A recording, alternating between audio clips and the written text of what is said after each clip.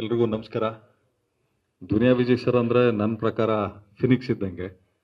ಯಾಕಂದರೆ ವೇದಿಕೆಗೆ ಮೇಲೆ ನಿಂತಾಗ ಮೈಕ್ ಕೊಟ್ಟಾಗ ಮಾತಾಡಬೇಕು ಅಂತ ಕೆಲವೊಬ್ಬರು ಮಾತಾಡ್ತಾರೆ. ಆದರೆ ನನ್ನ ಬಗ್ಗೆ ನಿಮ್ಮೆಲ್ಲರಿಗೂ ಚೆನ್ನಾಗಿ ಗೊತ್ತಿದೆ, ಏನಿದೆ ಅದನ್ನು ನೇರವಾಗಿ ಮಾತಾಡ್ತೀವಿ. ಯಾಕಂದರೆ ನನ್ನ ದುನಿಯಾ ವಿಜಯ್ ಸರ್ ಸಂಪರ್ಕ ಭಾಳ ವರ್ಷಗಳಿಂದ. ನನಗೆ ಅವರಲ್ಲಿ ಏನು ಭಾಳ ಇಷ್ಟ ಆಗಿದ್ದು ಅಂದರೆ, ಯಾರಾದರೂ ಕ್ಯಾಮ್ರಾ ಮುಂದೆ ನಿಂತಾಗ ಕ್ಯಾಮ್ರಾ ಹಿಂದ್ಗಡೆ ಇರೋರ ಬಗ್ಗೆ ಕಮೆಂಟ್ ಮಾಡೋದು ಭಾಳ ಈಸಿ. ಒಬ್ಬ ಪ್ರೊಡ್ಯೂಸರ್ ಆಗಿ, ಒಬ್ಬ ಡೈರೆಕ್ಟರ್ ಆಗಿ, ಒಬ್ಬ ಹೀರೋ ಆಗಿ, ಒಬ್ಬ ಪ್ರೇಕ್ಷಕನಾಗಿ ಜವಾಬ್ದಾರಿಯುತವಾಗಿ ಸಿನಿಮಾ ಮಾಡ್ಕೊಂಡು ಬಂದಿದ್ದಾರೆ. ಅದನ್ನು ಪ್ರೂವ್ನು ಮಾಡಿದ್ದಾರೆ. ಎಲ್ಲರೂ ಹೇಳ್ತಾರೆ ಎಲ್ಲ ಕೆಲಸ ಎಲ್ಲರ ಕೆಲವು ಮಾಡೋಕ್ಕಾಗಲ್ಲ ಅಂತ. ಮನಸ್ಸಿದ್ರೆ ಸಾಕು, ಯಾವ ಕೆಲಸ ಬೇಕಾದರೂ ಮಾಡ್ಬೋದು ಅಂತ. ಮಾತಾಡೋರು ಮಾತಾಡ್ತಾ ಇರಲಿ, ಕಾಲು ಎಳೆಯೋರು ಎಳಿತಾ ಇರಲಿ, ಬದುಕೋರು ನಾವು ಎಲ್ಲಿದ್ರೂ ಬದುಕೆ ತೋರಿಸ್ತೀವಿ ಅನ್ನೋದಕ್ಕೆ ಒಂದು ನಿದರ್ಶನ ನಮ್ಮ ದುನಿಯಾ ವಿಜಯ್ ಸರ್. ಅದೇ ರೀತಿ ಇವತ್ತು ಈ ಫಂಕ್ಷನಲ್ಲಿ, ಇವೆಂಟಲ್ಲಿ ದುನಿಯಾ ವಿಜಯ್ ಸರ್ ಮಗಳು, ಅದೇ ರೀತಿ ನಮ್ಮ ವಿನಯ್ ರಾಜ್ಕುಮಾರ್ ಅವರು ಇದ್ದಾರೆ, ಇನ್ನು KP ಶ್ರೀಕಾಂತ್ ಸರ್. ನಾನು ಅವ್ರ ಬಗ್ಗೆ ಭಾಳ ಖುಷಿ ಪಡೋದೇನು ಅಂದರೆ, ಸಿನಿಮಾ ಪ್ರಮೋಷನ್ ಮಾಡೋದು ಕಲ್ತಿದ್ದ ನಾವು KP ಶ್ರೀಕಾಂತ್ ಸರ್ ವತಿಯಿಂದ. ಯಾಕೆಂದರೆ publicity, there is no business like show business ಅಂತಾರಲ್ಲ, ಹಂಗೆ ನಿಮ್ಮ ಡಬ್ಬದಲ್ಲಿ ಏನಿದೆ ಏನಿಲ್ಲ ಗೊತ್ತಿಲ್ಲ, ಅಲ್ಲಾಡಿಸ್ತಾ ಇರ್ಬೇಕಷ್ಟೇ, ಜನ ತಿರುಗಿ ನೋಡಬೇಕು. ಯಾವತ್ತೂ ಅಷ್ಟೇ ಸೀಡ್ ನಾವು ಬಿತ್ತಬೇಕು. ಯಾವ ಬೀಜ ಏನು ಎತ್ತ ಅಂತ ಮೊಳಕೆ ಹೊಡೆದ್ಮೇಲೆ ಗೊತ್ತಾಗಬೇಕು ಅದು ಯಾವ ಸಸಿ ಅಂತ. ಯಾಕಂದ್ರೆ ನೆಡೋರು ಗೊತ್ತಿರ್ತದೆ ಯಾವ ಸಸಿ ಅಂತ. ಆ ವಿಚಾರದಲ್ಲಿ ನಾನು KP ಶ್ರೀಕಾಂತ್ ಸರ್ಗೆ ನಾನು ಭಾಳ ಗೌರವಿಸ್ತೀನಿ. ಅದೇ ರೀತಿ ನಮ್ಮ ಗೆಳೆಯರು ನೀನಾಸಂ ಸತೀಶ್ ಅವರು, ಮತ್ತು ಮಾಸ್ಟರ್ ಇದ್ದಾರೆ, ನಮ್ಮ ವಿನೋದ್ ಮಾಸ್ಟರ್. ನಮಗೆ ಸೆಟ್ಟಲ್ಲೆಲ್ಲ ಭಾಳಷ್ಟು ಸಲ ಹೊಸಕೋಟೆ ಬಿರಿಯಾನಿ ತೊಗೊಂಬಂದು ತಿನ್ನಿಸಿದ್ರು. ಇವಾಗ ದುನಿಯಾ ವಿಜಯ್ ಸರ್ಗೆ ತಿನ್ನಿಸ್ತೀರಾ. ಅದೇ ರೀತಿ ಇನ್ನು ಅನೇಕ ಸರ್, ನಾನು ನಿಮಗೆ ಭಾಳ ಇಷ್ಟಪಡ್ತೀನಿ ನಿಮ್ಮ ಆ್ಯಕ್ಟಿಂಗು. ಮತ್ತು ನಮ್ಮ ಮಾಸ್ತಿ ಕನ್ನಡದ ಆಸ್ತಿ ವೇದಿಕೆ ಮೇಲಿದ್ದಾರೆ. ಇನ್ನೂ ಮಾಧ್ಯಮದವರು ಬೇಕಾದಷ್ಟು ಜನ ಇಲ್ಲಿ ಇದ್ದೀರಿ.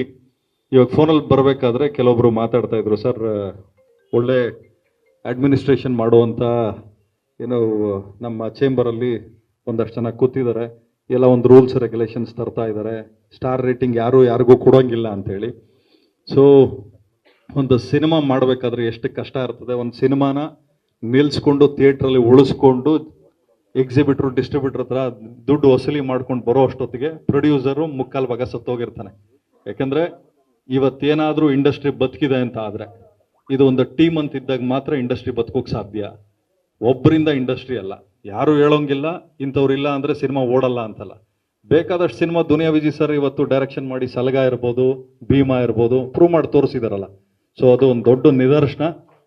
ಇಲ್ಲಿ ಯಾರಿಗೋಸ್ಕರ ಅಂತನೋ ಇಂಡಸ್ಟ್ರಿನ ಗ್ರಾಂಟೆಡ್ ಆಗಿ ತಗೊಳ್ಳಂಗಿಲ್ಲ. ಇಂಡಸ್ಟ್ರಿ ಇವ್ರದ್ದು, ಇಂಥ ವರ್ಗದ್ದು ಅಂತೇಳಿ. ಒಂದು ಸಿನಿಮಾ, ನಮ್ಮ ಸಿನಿಮಾದ ಒಂದು ಬೆಸ್ಟ್ ಪಾರ್ಟ್ ಏನು ಅಂದರೆ, ಯಾವ ಜಾತಿ ಜನಾಂಗ ಯಾವುದು ಇಲ್ಲಿ ವರ್ಕ್ ಆಗಲ್ಲ. ಒಂದೇ ಜಾತಿ, ಸಿನಿಮಾ ಜಾತಿ ಅಷ್ಟೇ. ಯಾವ ಜಾತಿ ಕಲಾವಿದರ ಜಾತಿ, ಯಾವ ಜಾತಿ ನಿರ್ಮಾಪಕರ ಜಾತಿ, ಯಾವ ಜಾತಿ ಟೆಕ್ನಿಷಿಯನ್ ಜಾತಿ ಅನ್ನೋದು ಅಷ್ಟೇ. ಭಾಳ ಖುಷಿ ಆಗ್ತದೆ. ಏಕೆಂದರೆ ಅನೇಕ ನಮ್ಮ ಇಲ್ಲೇ ಇದಾರಲ್ಲ, ನಮ್ಮ ಕನಕ್ಪುರ ರೋಡ್ ಕಿಂಗ್ ಅಂತಲೇ ಹೇಳ್ಬೋದು. ಯಾಕಂದರೆ ನಮ್ಮ ಜಮೀನಲ್ಲಿದೆ. ಎಲ್ಲಿ ಅಂದರೆ ನಮ್ಮ ಇವ್ರು ಇದ್ದಾರಲ್ಲಪ್ಪ, ಯೋಗೇಶ್ ಅವರು, ಅವ್ರ ತಂದೆಯವ್ರ ಜಾಗ ಇದೆಯಲ್ಲ ಅಲ್ಲಿ ಅಂತಾರೆ. ನಮ್ದು ಏನೇ ಜಾಗ ಇರಲಿ, ಎತ್ತನೇ ಇರಲಿ, ಅಂದರೆ ಒಬ್ಬ ಆರ್ಟಿಸ್ಟ್ ಅಂತ ಆದರೆ ಆರ್ಟಿಸ್ಟ್ಗೆ ಕೊಡುವಂಥ ಗೌರವ ಅದು. ಯಾಕೆಂದರೆ ಸರಸ್ವತಿ ಪುತ್ರರು ಅಂತ ಎಲ್ಲರನ್ನೂ ಕರೆಯಲ್ಲ. ಅದೇ ರೀತಿ ಕಲಾವಿದರು ಅಂತ ಬಂದಾಗ ಎಲ್ಲರೂ ಗೌರವಿಸ್ತಾರೆ. ಅದನ್ನು ಉಳಿಸ್ಕೊಂಡು ಬೆಳೆಸ್ಕೊಂಡು ಹೋಗೋದು ಭಾಳ ದೊಡ್ಡ ಜವಾಬ್ದಾರಿ ಆಗಿರ್ತದೆ. ಈ ಸಿನಿಮಾಕ್ಕೆ ನಮ್ಮ ಸಹಕಾರ ಇರ್ತದೆ. ಸಿಟಿ ಲೈಟ್ಸ್ ಸಿನಿಮಾ ಒಳ್ಳೇದಾಗಲಿ. ಲೈಟ್ಸ್ ಅಂತ ಏನಕ್ಕೆ ಇಟ್ಟಿದ್ದಾರೆ ಗೊತ್ತಿಲ್ಲ, ಸಿಗರೇಟಲ್ಲಿ ಲೈಟ್ಸ್ ಕೇಳ್ತಾ ಇದ್ವಿ, ಇವಾಗ ಸಿಟಿ ಲೈಟ್ಸ್ ಅಂತ ಇದೆ. ಅದೇ ರೀತಿ ನಮ್ಮ ಸರ್ ಇದ್ದಾರೆ, ಸುರೇಶ್ ಸರ್ ಇದ್ದಾರೆ, LY ರಾಜೇಶ್ ಸರ್, ಮತ್ತು ಮೊನ್ನೆ ಅಷ್ಟೇ ಸಿನಿಮಾ ರಿಲೀಸ್ ಆಯಿತು. ಅವ್ರ ಸಿನಿಮಾನು ಭಾಳ ಚೆನ್ನಾಗಿ ಓಡಿದೆ. ಏನಂದರೆ ಇಲ್ಲಿ ನಮ್ಮಲ್ಲಿ ಕ್ಯಾಟಗರೈಸ್ ಮಾಡಿಬಿಡ್ತಾರೆ, ಡಿಸ್ಕ್ರಿಮಿನೇಷನ್ ಮಾಡಿಬಿಡ್ತಾರೆ, ಇದು ಮಾಸ್ ಸಿನಿಮಾ, ಇದು ಕ್ಲಾಸ್ ಸಿನಿಮಾ ಅಂತೇಳಿ. ಸೊ ಹಂಗಾಗಿ ಅವರು ಮಲ್ಟಿಪ್ಲೆಕ್ಸಲ್ಲೇ ಇರ್ತಾರೆ. ಆ ಮಲ್ಟಿಪ್ಲೆಕ್ಸಿಂದ ಒಂದಷ್ಟು ಮಾಸ್ ಸಿನಿಮಾಗಳು ಬಂದು ಒಂದು BC ಸೆಂಟ್ರ್ಗಳಿಗೂ ಬರಬೇಕು ಅಂತ ನಾನು ಕೇಳ್ಕೊಳ್ತೀನಿ.